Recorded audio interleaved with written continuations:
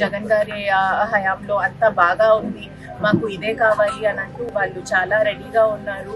ఎప్పుడెప్పుడు May 13th వస్తుందా, ఎప్పుడెప్పుడు వాళ్ళు ఓటేసుకొని జగన్ గారిని మళ్ళీ గెలిపించాలనే చూస్తున్నారు. మేము కూడా వాళ్ళ కోసం చేసేదానికి చాలా సిద్ధంగా ఉన్నాము. వాళ్ళు కూడా మా కోసం సిద్ధంగానే ఉన్నారు.